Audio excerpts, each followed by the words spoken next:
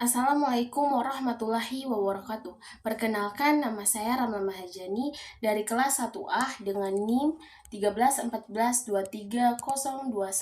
Di sini saya akan mempresentasikan materi tentang teori perilaku pembelajaran.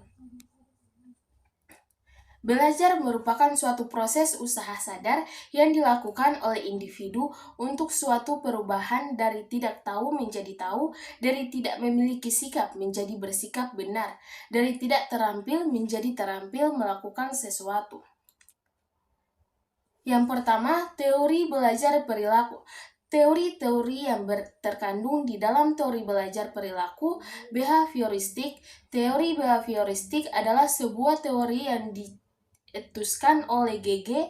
dan Berliner tentang perubahan tingkah laku sebagai hasil dari pengalaman. 2.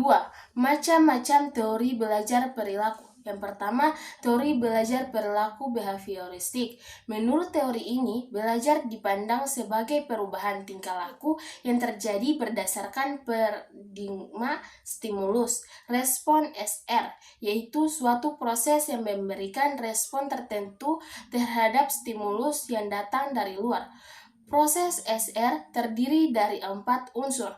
Pertama, dorongan atau drive, yaitu siswa merasakan adanya kebutuhan terhadap sesuatu yang kemudian terdorong untuk berupaya memenuhi kebutuhan tersebut. Kedua, rangsangan atau stimulus, yaitu suatu yang diberikan atau diperhadapkan kepada siswa. Ketiga, respon, yaitu suatu reaksi yang mampu pada diri siswa sebagai akibat adanya diberikannya stimulus. Keempat, penguatan atau reinforcement, yaitu tindakan yang perlu diberikan kepada siswa agar ia merasakan adanya kebutuhan untuk memberikan respon lagi.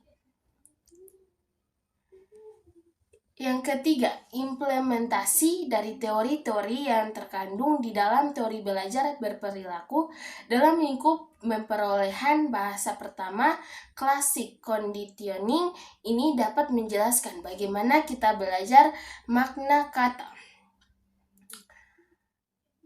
Prinsip-prinsip teori belajar. Beberapa prinsip yang melandasi teori-teori perilaku antara lain konsekuensi, keserangkaian, memendis, konsekuensi, pembentukan samping.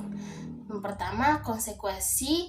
Yang kedua, kesenggaraan. 1. Mediasi, konsekuensi. Yang ketiga, pembentukan atau samping. Keunggulan dan kelemahan teori-teori perilaku. Telah diuraikan beberapa teori-teori perilaku sebagaimana setiap teori tindakan pertama sempurna. Demikian halnya dengan teori-teori perilaku, di samping kekuatan-kekuatannya ada pula kelemahan-kelemahannya. Kesimpulannya, berdasarkan tujuan penulisan makalah ini dapat disimpulkan bahwa teori belajar perilaku atau teori belajar behavioristik merupakan teori tentang perubahan tingkah laku sebagai hasil dari pengalaman.